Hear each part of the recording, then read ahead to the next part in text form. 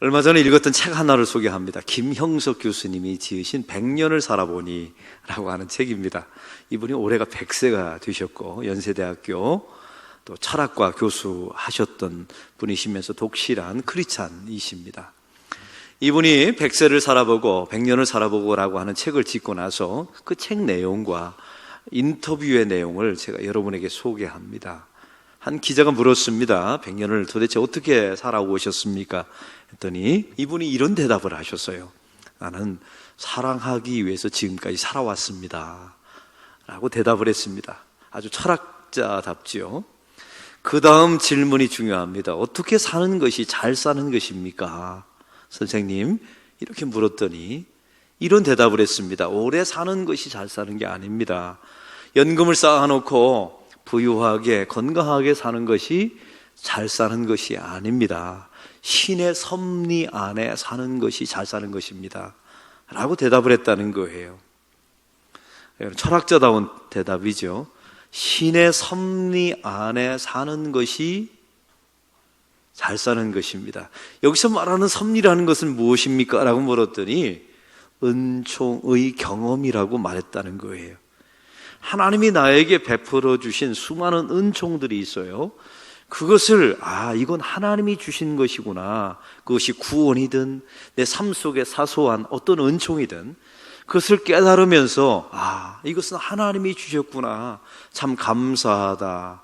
이것을 경험하며 사는 것이 잘 사는 것이랍니다.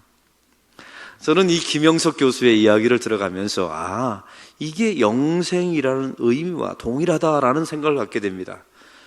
우리는 오늘 말씀을 통해서 영생이란 무엇인가 정의에 대해서 좀 알기를 원하고요.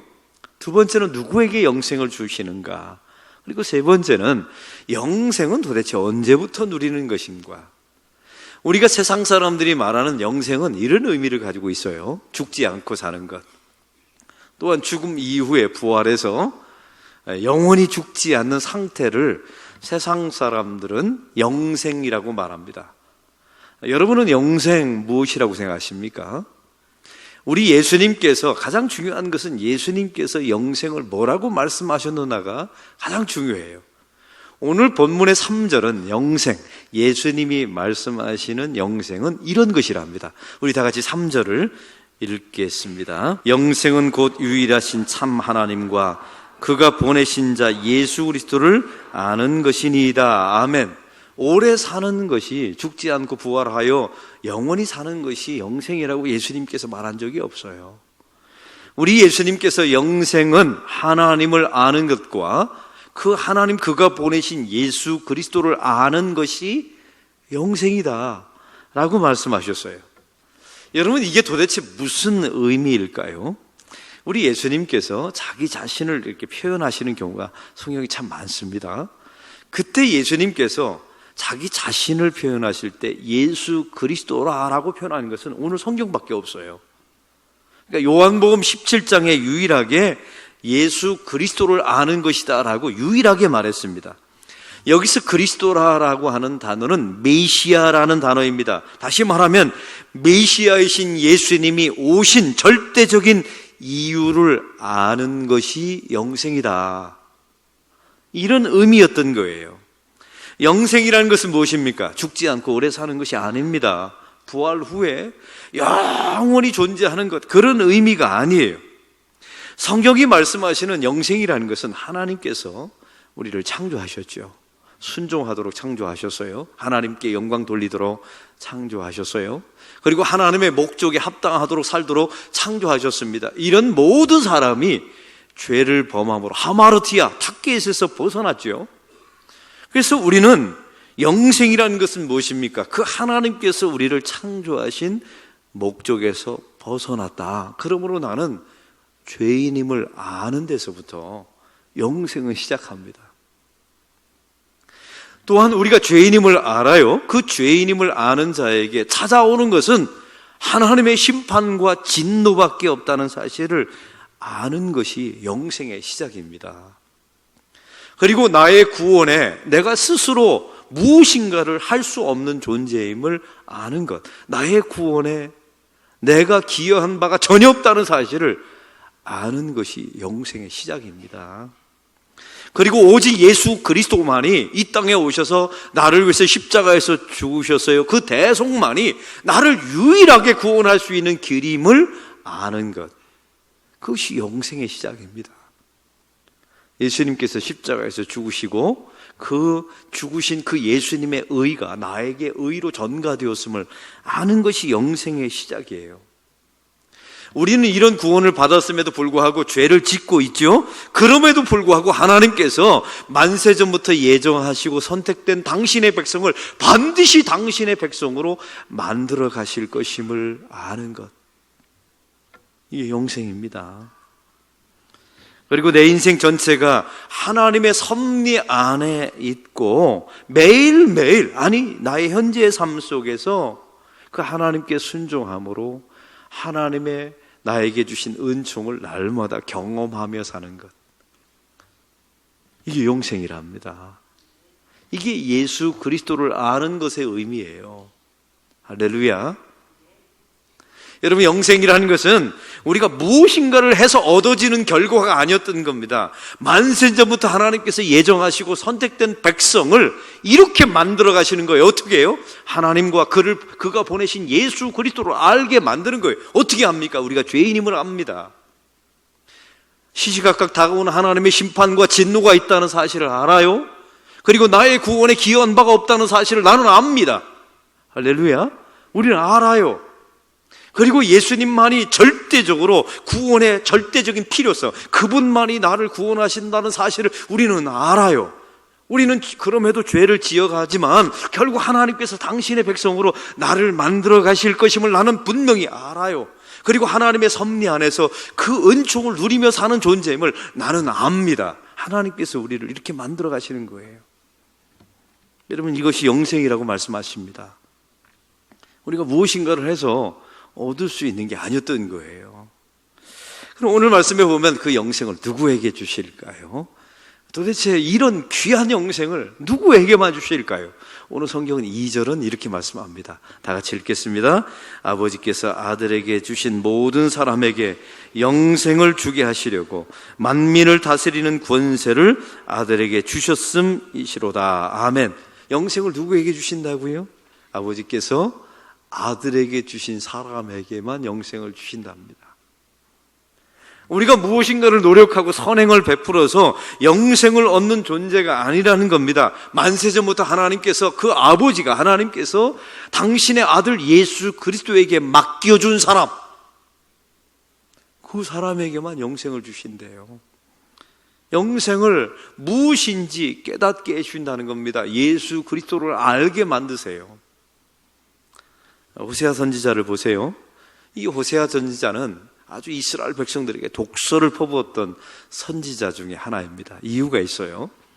무엇인가 율법을 지킴으로 열심히 지켜서 자기 민족과 자기 자신의 구원을 이루려고 했던 그 이스라엘 민족을 바라보면서 얼마나 가슴이 아팠는지 몰라요. 그래서 호세아 선지자는 이렇게 말합니다. 우리가 힘써 여호와를 알자, 힘써 여호와를 알자라고 말해요.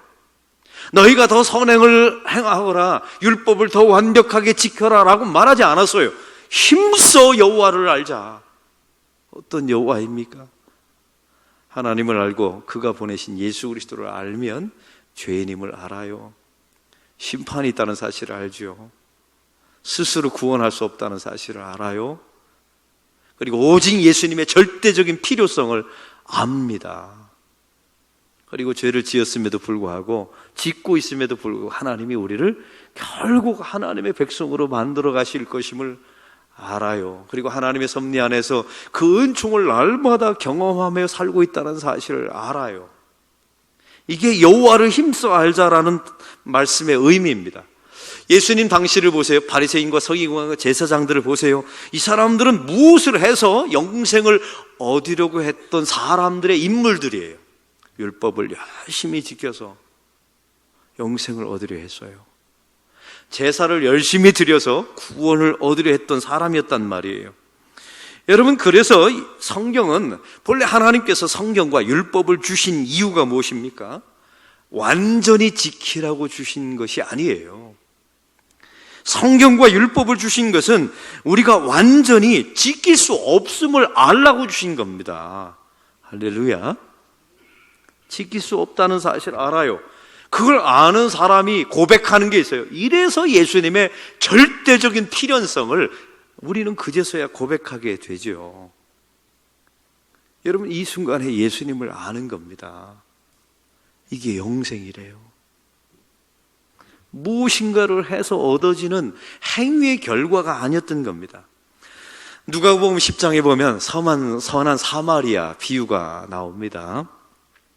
이 선한 사마리아 비유는 영생의 의미와 본질에 대해서 아주 명확하게 예수님께서 말씀하신 비유예요. 여러분, 선한 사마리아 비유 아시죠? 한 사람이 길을 가다가 강도를 만났어요. 누가 도왔다고요? 사마리아 사람이 결국 도왔죠. 우리 그 사마리아 비유를 보면서 뭐라고 옛날에 배웠어요? 강도 만난 사람을 도와야 합니다. 선한 사마리아 사람으로 살아야 됩니다 라고 여러분 가르침을 받지 않았나요? 근데 오늘 그 본문은 그런 이야기가 아니었던 겁니다. 이 선한 사마리아 비유를 다시 한번, 이게 왜 영생에 대한 말씀인가를 제가 짚어보겠습니다. 한 율법사가 예수님을 찾아옵니다. 여러분, 율법사라는 말은 율법에 대해서 가장 정통한 사람이라는 말이에요. 그리고 율법을 지키려고 무던히 노력했던 사람이에요. 더 중요한 게 있어요.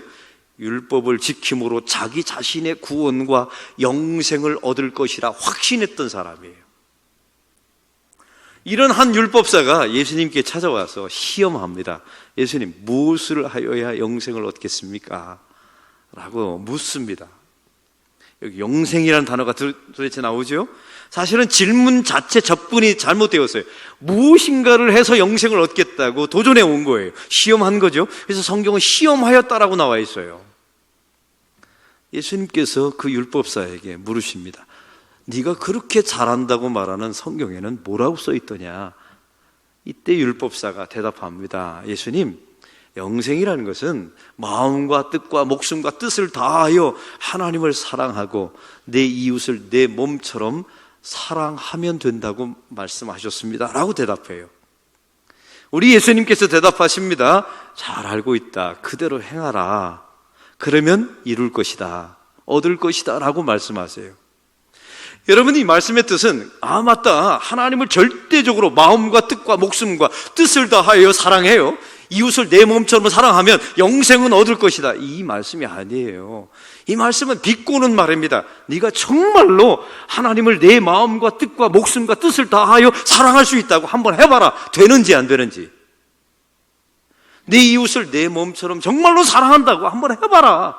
그게 되는지 안 되는지. 이 말씀을 하고 싶었던 거예요. 그러면서 예수님께서, 이 율법사는 자기를 옳다 여겼던 사람이죠. 예수님에게 다시 묻습니다. 예수님, 그러면 도대체 나의 이웃은 누구입니까? 이 말의 의미는 이렇습니다. 예수님, 당신이 이웃이라고 말하는 사람을 한번 대보십시오. 내가 다 사랑해내겠습니다. 아주 기가 막힌 사람이죠. 여러분, 어디서 많이 본 사람 같지 않아요? 우리의 내면 속에 다 이런 이 율법사의 속속이 있어요. 제발 당신이 말하는 이웃을 한번 대보세요. 내가 다 사랑해낼 테니까요. 나는 그 정도로 대단한 사람입니다. 나는 율법을 그 정도로 열심히 지켰던 사람이에요. 이웃을 도대체 말해보세요. 내가 다 사랑할 테니까. 이때 예수님께서 그 유명한 사마리아인의 비유를 말씀하십니다. 어떤 한 사람이 예루살렘에 제사를 드리러 올라갔어요. 제사를 드리고 나서 예루살렘에서 여리고로 내려갑니다. 여러분, 이 사람은 제사를 드리러 간 거예요. 예배 드리러 간 겁니다. 무엇인가를 해서 영생을 얻으려고 예루살렘 성전에 올라갔던 사람이에요. 근데 이 사람이 강도를 만나게 됩니다. 성경에 보니까 이렇게 나와 있습니다. 강도를 만나 거반 죽게 되어, 거의 죽게 되어 쓰러져 있었다라고 나와 있어요. 여러분, 이게 거반 죽다라는 단어가 헬라어로 헤미다데스라고 나와 있습니다. 헤미다데스. 어디서 많이 익숙하죠? 헤매다가 거의 데스, 죽을 뻔했다. 이렇게 외우시면 돼요. 헤미다데스라고 하는 단어를 썼는데 거의 죽게 되었다, 소망이 없다, 그 누군가가 구해주지 않으면 이 사람은 반드시 죽는다라는 의미예요. 이게 비유입니다. 예루살렘 성전에 올라가서 제사를 드려서 예배를 드려서 구원과 영생을 얻으려고 했어요. 근데 내려오다가 강도를 만나서 거의 죽게 되었어요. 자기 힘으로 자기 자신을 스스로 구원할 수 없는 상태가 된 겁니다. 여러분, 왜 이 이야기를 예수님께서 율법사에게 말하는 줄 아세요? 율법사가 대답합니다. 나는 그 이웃을 다 사랑하겠습니다. 제가 율법을 완벽하게 지켜서 나의 구원과 나의 영생을 이루겠습니다 라고 말했더니 예수님께서 이렇게 말하는 겁니다. 네가 바로 강도 만난 자라고요.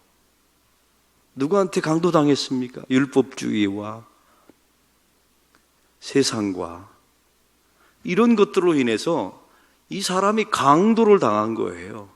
그래서 거반 죽게, 헤미다데스 상태가 된 겁니다. 쓰러졌어요.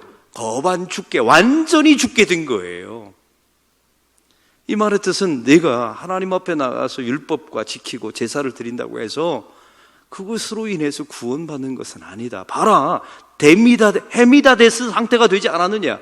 네가 바로 강도 만난 이웃이라고, 사람이라고 예수님께서 말씀해 주신 겁니다. 그 다음 내용이 기가 막힙니다.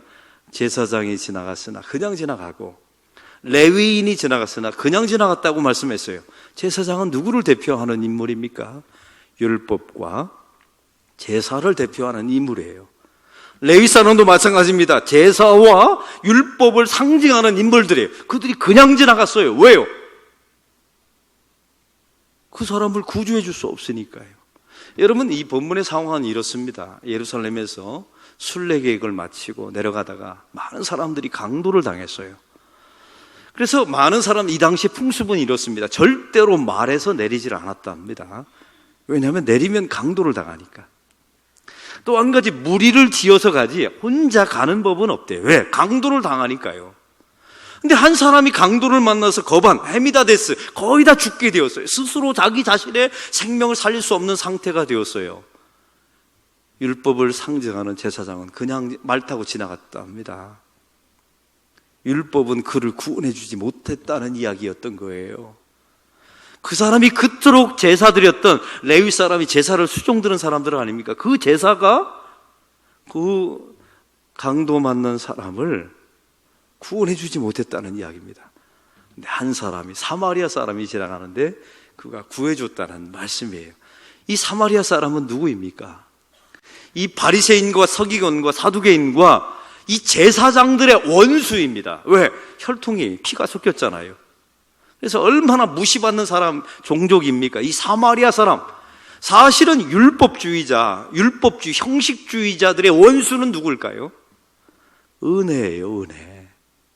이 사마리아 사람은 은혜를 상징하는 예수님이었던 겁니다. 사마리아 사람이 그 강도 만난 사람을 구해주지 않더냐? 어떻게 구해줬습니까? 성경에 보니까 이 사람이 생명을 걸고, 왜? 말에서 내리는 순간에 강도 만날 수 있잖아요. 이 사마리아 사람이 목숨을 무릅쓰고 이 강도 만난 사람을 도와요. 더 중요한 게 있습니다. 주막에 데려다가 싹을 치료주고 이 사람을 치료해달라고 해서 이 사람을 살립니다. 여러분, 어디서 많이 본 그림 아니에요? 우리 예수님께서 십자가에서 자기 목숨을 걸고 인류를 구원해 내십니다. 은 30냥의 예수님께서 속전을 치르시고 팔림을 받으시고 십자가의 길을 가시죠. 오늘 이 말씀은 사마리아 사람처럼 누군가에게 선행을 베풀면 영생을 얻는다. 세상에 강도 만난 사람을 찾아내어라. 네가 선행을 베풀면 구원을 받고 영생을 얻는다. 이런 도덕적인 이야기가 아니었던 겁니다. 이렇게 당당하고 내가 모든 율법을 지켰습니다. 이웃 말해보세요. 내가 다 사랑해낼게요 라고 말하는 이 율법사에게 예수님께서 말하죠. 네가 바로 강도 만난 자라고. 너의 제사와 너의 율법 지킴이 결국 너를 헤미다데스 상태로 만들지 않았느냐. 거반 죽은 상태로 만들었다. 율법은 그냥 지나간다. 너를 구원해 줄 수 없고, 제사도 마찬가지다. 세상의 어떤 행위도 그냥 지나갈 수밖에 없다. 그러나 너희들이 그토록 원수처럼 여겼던 사마리아 사람, 율법주의의 원수는 은혜였거든요. 이 은혜를 상징하는 예수 그리스도가 너희를 구원해 줄 것이다. 그 예수님을 아는 것이 영생이다라고 율법사에게 설명하신 겁니다. 할렐루야. 영생이란 무엇입니까? 저와 여러분이 강도 만난 사람이라는 것을 아는 데서부터 시작되는 거예요. 내가 수많은 일을 했음에도 불구하고 결국 나는 강도 만난 사람이에요. 나 스스로 나를 구원할 수가 없어요. 이걸 아는 것. 여러분, 이거 아는 거 쉽지 않습니다.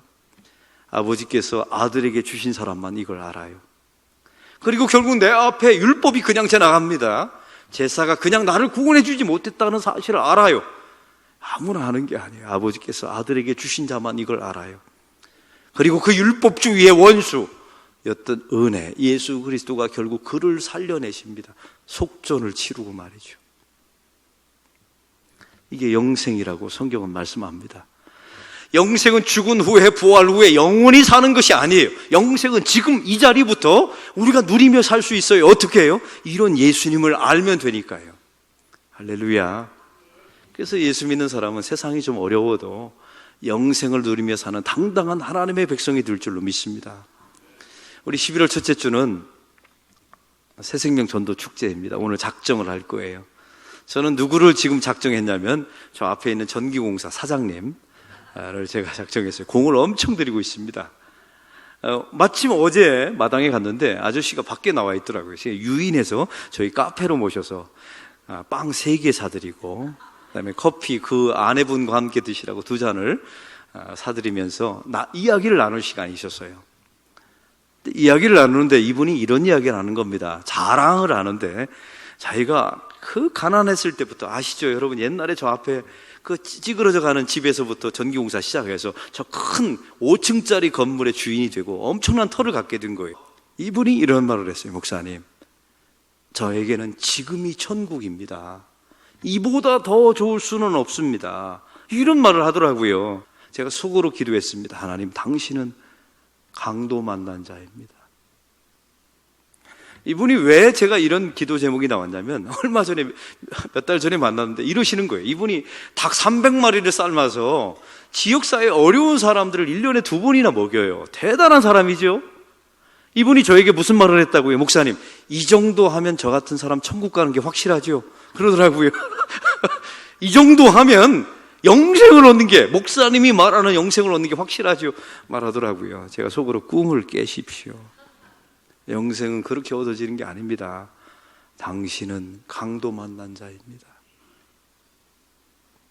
무엇인가를 해서 영생과 구원을 얻으려 했지만 결국 율법주의와 세상과 이런 인본주의와 인과응보의 강도를 당해가지고 헤미다데스, 거의 헤매다가 죽을 지경이 된 거예요. 그 사람을 구원할 사람은 율법도 아니요, 제사도 아니요, 사마리아, 이 율법주의의 원수였던 사마리아 사람, 예수 그리스도 은혜가 이 사람을 구원해 줄 것입니다.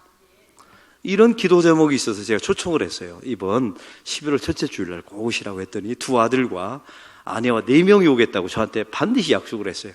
그래서 적었습니다. 제 마음속에 이런 기억이 나요. 어제 제가 설교를 준비하면서 내려가다 만났잖아요. 하나님, 성령께서 강력하게 역사하시사 이 사람이 아무리 100억대의 부를 쌓아놓으실지라도 강도 만난 자라는 것을 알게 해주십시오. 이 사람이 당신의 백성이라면. 세상의 선행을 통해서 영생을 얻는 게 아니라 결국 나를 구원해 줄, 이 헤미다돼서 나를, 이 거반 죽은 나를 구원해 줄 이는 오직 사마리아인 은혜를 상징하는 예수 그리스도밖에 없습니다. 이걸 꼭 만나게 해주십시오. 저는 기도했습니다. 여러분, 이걸 깨닫고 알고 영접하면 이 사람에게 구원이, 영생이 주어지는 것입니다. 이런 영생을 날마다 현재 가운데 누리며 사는 하나님의 백성들이 되시기를 축원합니다.